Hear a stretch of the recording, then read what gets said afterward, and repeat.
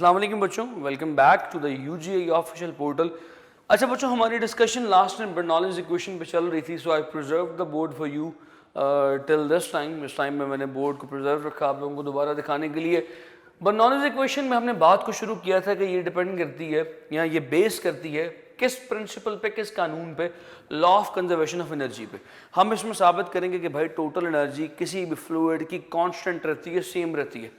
तो इसमें हमने साबित क्या करना है, इक्वेशन के sum of pressure kinetic energy per unit volume of a fluid के किसी खास वॉल्यूम ऑफ फ्लूइड का काइनेटिक एनर्जी, यानी मिसाल ले लीजिए 1 लीटर पानी किसी पाइप में बह रहा है, तो उस 1 लीटर पानी का प्रेशर, उस 1 लीटर पानी की काइनेटिक एनर्जी, उस 1 लीटर पानी की पोटेंशियल एनर्जी, इन तमाम चीज़ों का सम हमेशा कांस्टेंट होगा।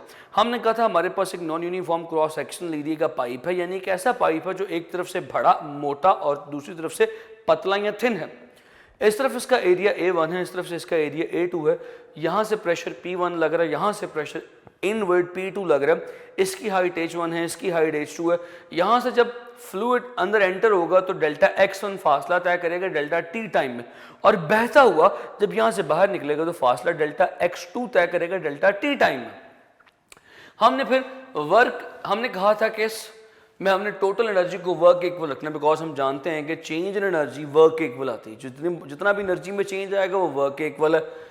हमने वर्क डन कैलकुलेट करना शुरू किया था फॉर फर्स्ट साइड वर्क की वैल्यू आई थी P1 A1 V1 delta T, और जब हम करते चले गए थे तो दूसरी तरफ वर्क की वैल्यू आई थी minus P2 A2 V2 into delta T।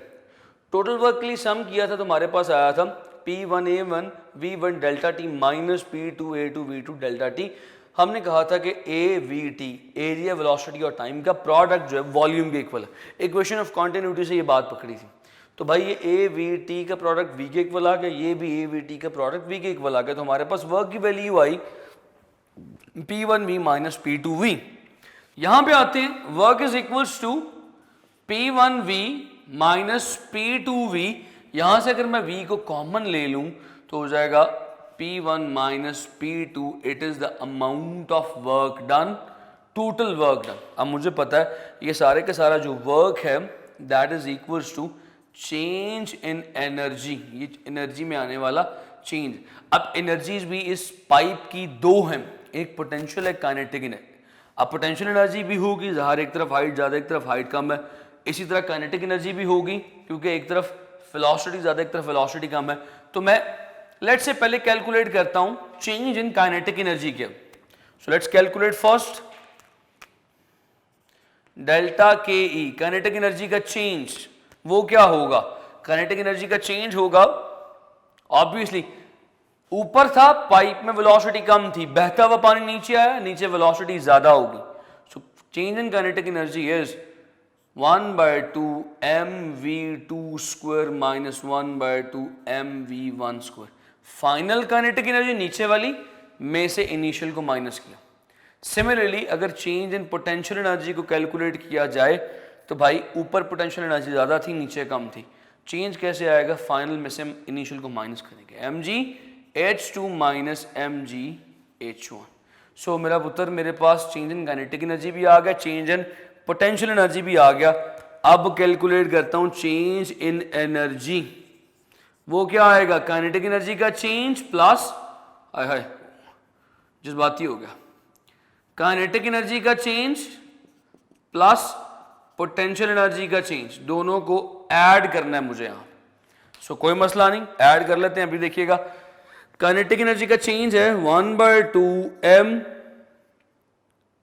mv2 का स्क्वायर माइनस 1/2 mv1 का square plus mgh2 minus mgh1।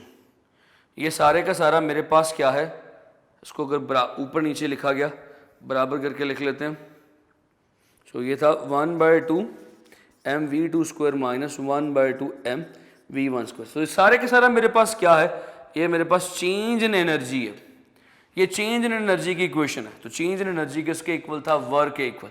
मैंने यहाँ पे आपके सामने लिखा हुआ है टोटल एनर्जी का चेंज जो है वो किसके इक्वल होना चाहिए, किसके इक्वल होता है, total change in energy is equal to the work done.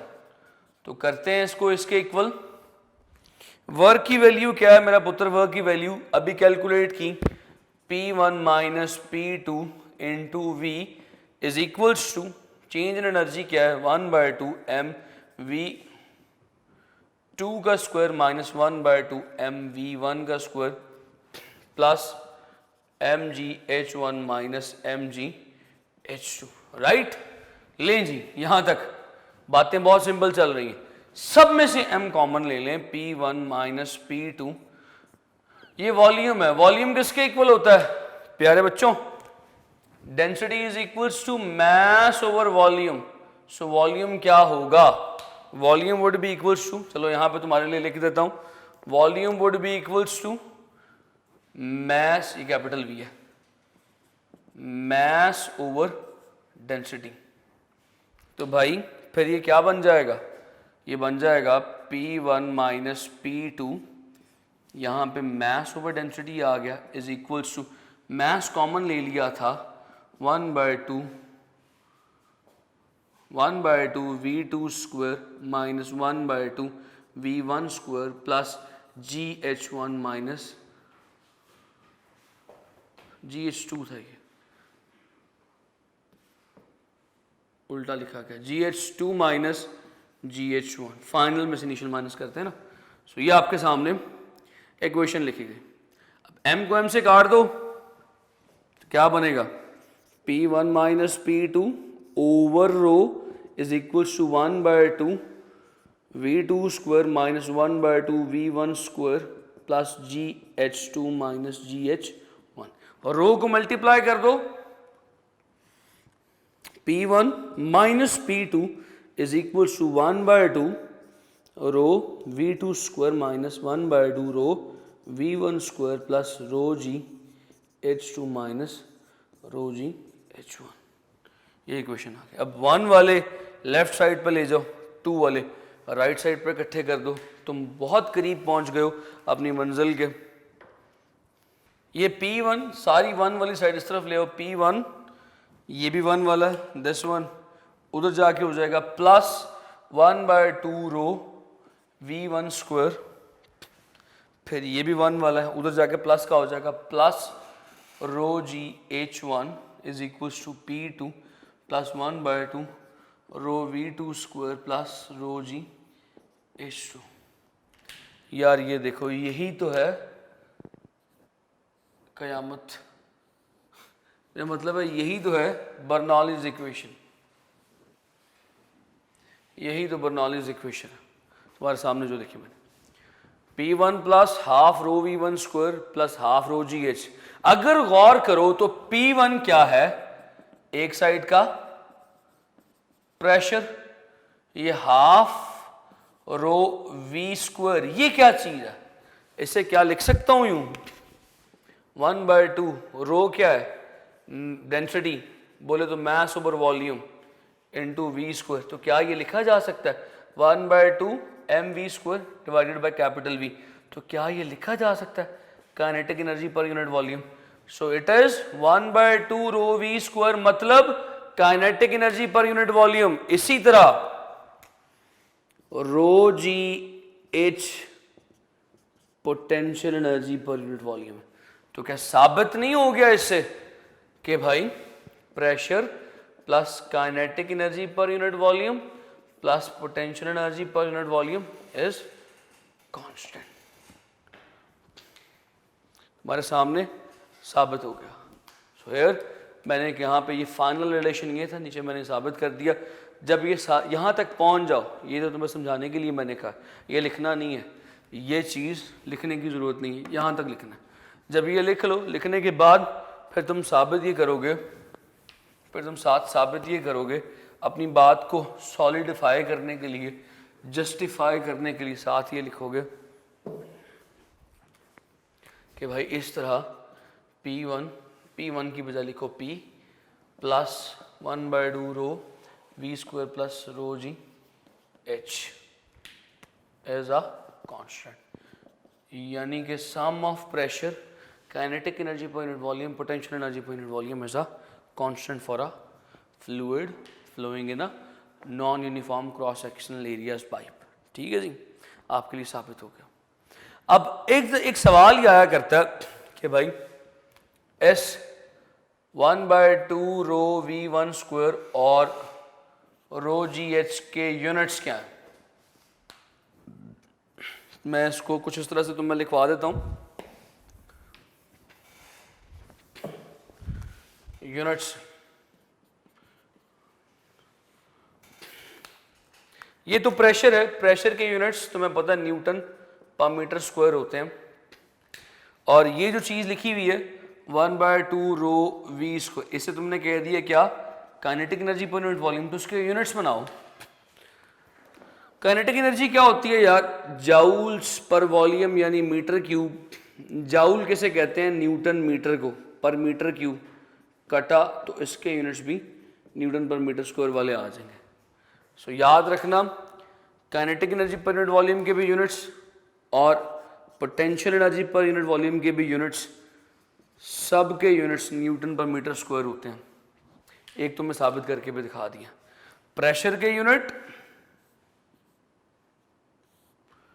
Kinetic energy per unit volume के यूनिट्स और potential energy per unit volume के यूनिट्स सेम है, न्यूटन पर मीटर स्क्वायर। इसको पास्कल भी बोला जा सकता है, पास्कल, पास्कल। ठीक है जी। So this is all about Bernoulli's equation. Bernoulli's equation का जो चैप्टर है वो यहाँ पे ख़त्म होता है, यानी Bernoulli's equation has been completed. यहाँ तक कोई सवाल हुआ तो यू कैन कमेंट, पूछ सकते हैं। इससे आगे बढ़ता हूँ। The next thing is applications.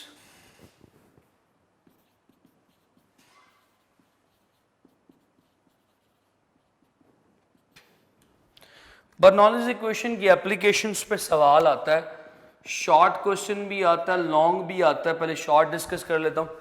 Short question आता है कि जी what are the applications of Bernoulli's equation. Bernoulli's equation की एप्लीकेशंस क्या क्या हैं, तो ज़रा देखिएगा। There are 4 applications of Bernoulli's equation. पहली का नाम है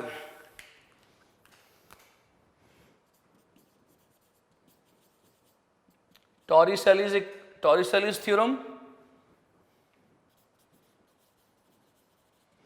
दूसरी, सेकंड वन इज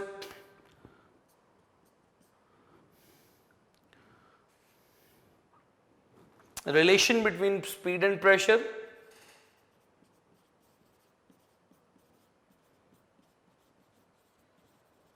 आज हम लोग जो है पहली वाली को डिस्कस करेंगे। देन थर्ड वन इज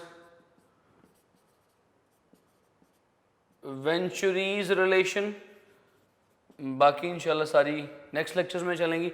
आज पहली होगी। और आखिरी है चौथी, ब्लड फ्लो। सो ये सारी की सारी किसकी एप्लीकेशन हैं? ये सारी की सारी दर हकीकत बर्नौलीज इक्वेशन की ही एप्लीकेशन है। सो सवाल अगर शॉर्ट क्वेश्चन में आ जाए कि जी what are the applications of Bernoulli's equation, तो आपने परेशान नहीं होना, आपने ये 4 एप्लीकेशंस के नाम लिख देने। अगर ये लॉन्ग में आ जाए एप्लीकेशंस क्या है बर्नौलीज इक्वेशन की, तो नाम लिख के आपने किसी 2 को डिटेल में एक्सप्लेन कर देना। 2 को, 1 को नहीं, 2 को, सबको भी नहीं, 4 को भी नहीं, 2 को किसी डिटेल में एक्सप्लेन करना। सो अब बात शुरू करते हैं आज की। आज करनी है बात टॉरिसेलीज थ्योरम पे।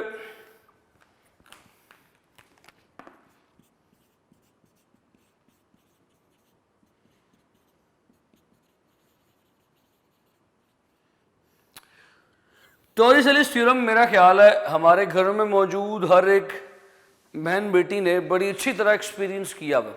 और शायद जो लड़के घरों में मौजूद हैं, छोटियां हैं, तो आजकल लोगों ने घरों में भी, बॉयज़ ने भी महसूस किया होगा, ख़ास तौर पे उन घरों में जिनमें डिस्पेंसर इस्तेमाल नहीं होता, जिनमें आज भी फ्रिज में बोतलें भर के रखी जाती हैं कूलर से ठंडे पानी की। उन्होंने तो ये बड़ा कॉमन महसूस किया होगा। अगर पानी की बोतल आपने कूलर से भरनी है और भर के फ्रिज में रखनी है, तो ये बड़ा कॉमन सा एक फिनोमेना है जो सब ने, हर घर ने तकरीबन फेस किया होगा, देखा होगा। तो इसमें करना क्या है जी, जरा देखिएगा what is going to happen here in this topic. सामने लिखते हैं ताकि बात चल सके, बल्कि यहां भी हो जाएगा।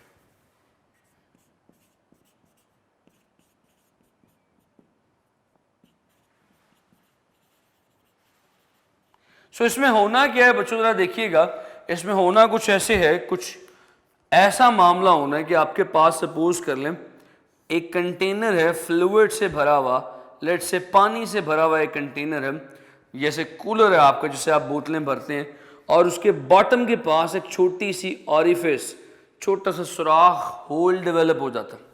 अब उस कंटेनर में जो वाटर लेवल है वो ये आपके सामने मैं ब्लू से ड्रॉ कर रहा हूं। This is the water level in that container.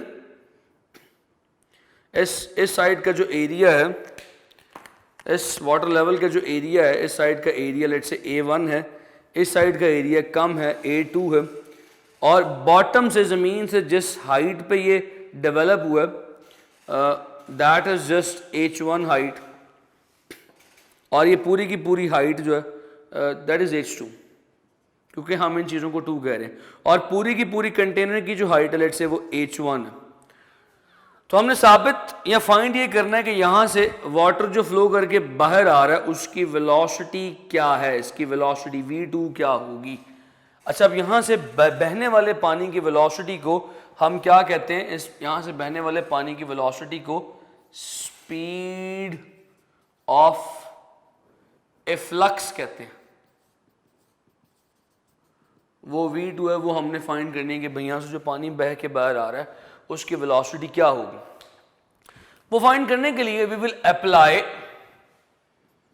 P1 plus 1/2 rho V1 square plus rho G H1 is equal to P2 plus 1/2 rho V2 square plus rho G H2। So we will apply Bernoulli's equation है, क्योंकि Bernoulli's equation की application के अंदर ये topic पढ़ा जा रहा है, तो हम यहाँ पे बर्नौलीज इक्वेशन की एप्लीकेशन अप्लाई करेंगे, बर्नौलीज इक्वेशन को अप्लाई करेंगे। देखो, यहां से पानी बहता हुआ बाहर जा रहा है, पानी की स्पीड काफ़ी ज़्यादा होती है, बहने की स्पीड ऑफ एफ्लक्स काफ़ी ज़्यादा होती है, जबकि जो पानी का लेवल नीचे आता है वो स्पीड V1 है, ये काफ़ी कम होती है। ज़ाहिर है बहने वाला पानी ज़्यादा स्पीड से बह रहा है, जबकि ऊपर से पानी बहुत स्लो नीचे आ रहा है।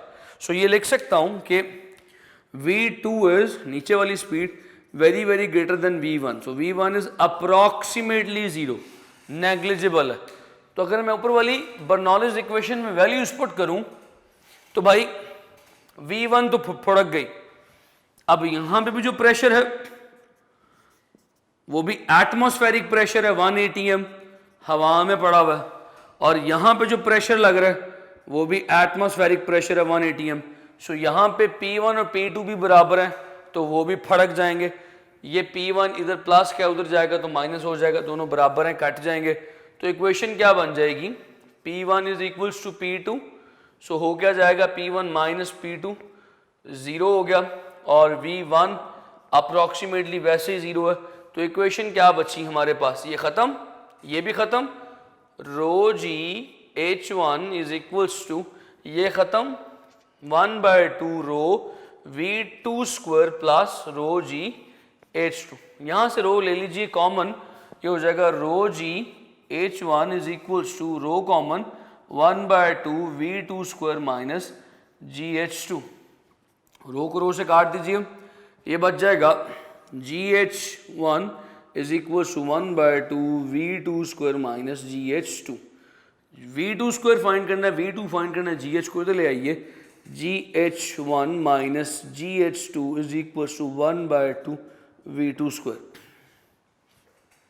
अब यहां पे क्या आएगा जी, देखिए G कॉमन ले लीजिए, H1 माइनस H2, ये 2 भी मल्टीप्लाई कर दीजिए, 2GH1 minus H2 is equals to V2 square. तो पुत्र V2 क्या आ जाएगा, अंडर रूट 2GH1, थोड़ा साइड पे लिखते हैं ताकि यहाँ पे V2 क्या आ जाएगा, under root 2GH1 minus H2। अगर तुम गौर करो तो ये H1 माइनस H2 कौन सी हाइट है, V2 इज इक्वल, उसको हाईलाइट कर लें, जरा डब्बे में बना लें, बंद कर लें ताकि समझना आसान हो जाए।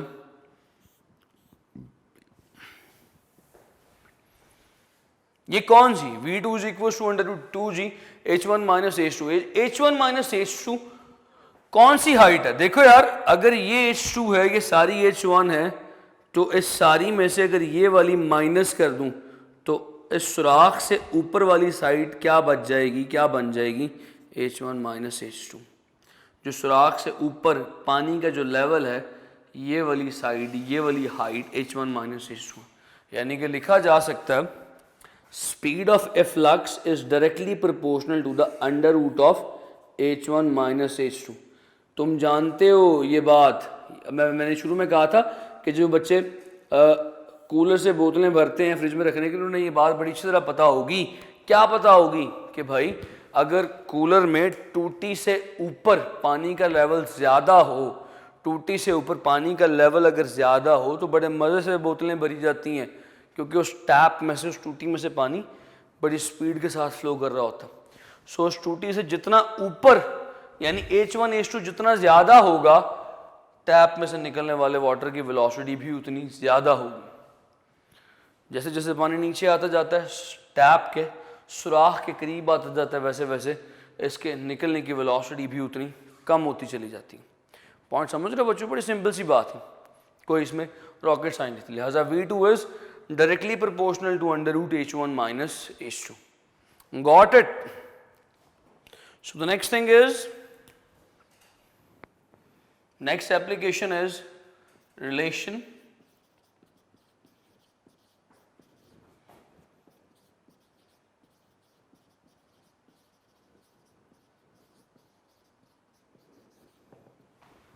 between pressure and velocity। Pressure और वेलोसिटी में क्या फर्क है देखने जी आप लोगों ने जरा गौर से। ये सेकंड एप्लीकेशन है। सपोज कर लीजिए मेरे पास फिर से एक non uniform cross section area का पाइप है, यानी कैसा पाइप है जो सेंटर से थिन है और साइडों से ज़रा तगड़ा है, थिक है, साइडों से मोटा और बीच में से ज़रा पतला।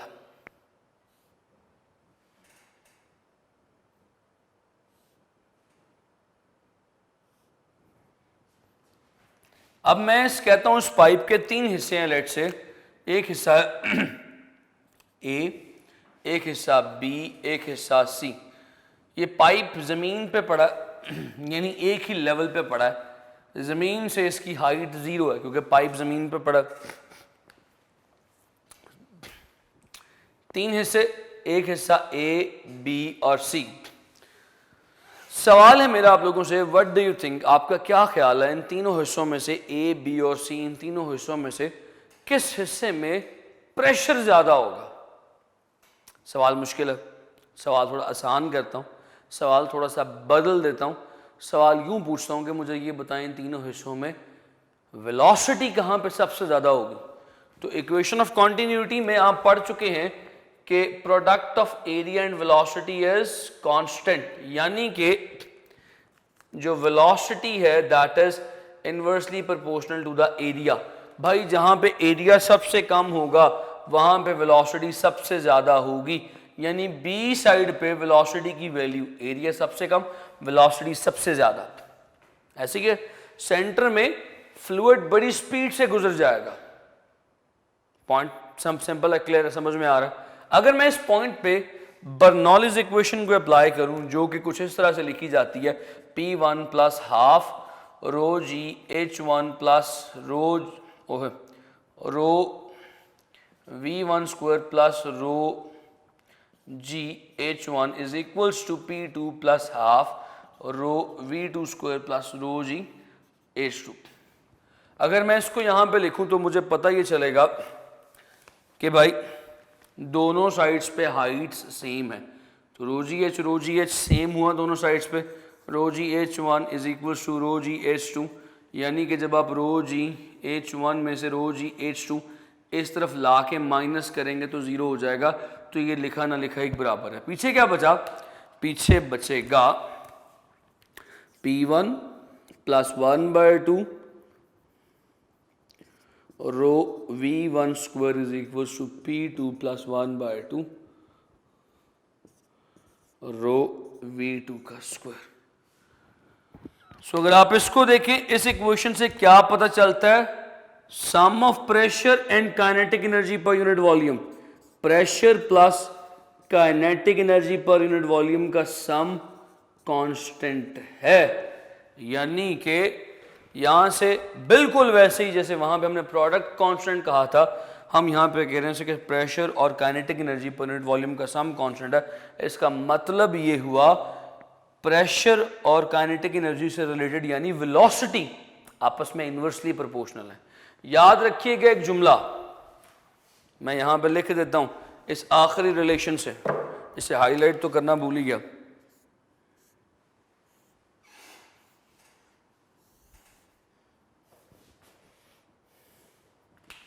इस आखिरी रिलेशन से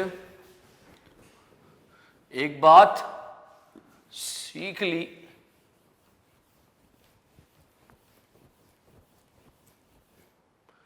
इस आखिरी रिलेशन से एक बात सीख ली। क्या सीखी कि भाई याद रखो प्रेशर और वेलोसिटी का भी आपस में इन्वर्स रिलेशन है। जहां पे प्रेशर ज्यादा होगा वहां पे वेलोसिटी कम होगी।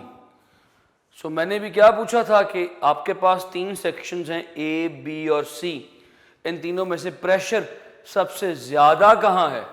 आपने बताया कि भाई इस सेंटर पॉइंट पे वेलोसिटी ग्रेटर है, वेलोसिटी ज्यादा है, तो भाई इनवर्स रिलेशन है। सेंटर पॉइंट पे P क्या होगा? लेस। साइड्स पे P क्या होगा? ग्रेटर। P क्या होगा? ग्रेटर। और साइड्स पे वेलोसिटी क्या होगी? Less. Velocity will be less है। सो याद रख लीजिए कि एक जुमला लिखने लगा हूं, वेयर, सुनहरी अल्फाज से, where pressure will be high, जहां पे भी प्रेशर हाई होगा वेलोसिटी विल बी लो। जहां पे प्रेशर हाई होगा वहां स्पीड कम होगी। या दूसरी तरह यूं भी लिखा जाता है, where speed is high pressure will be low.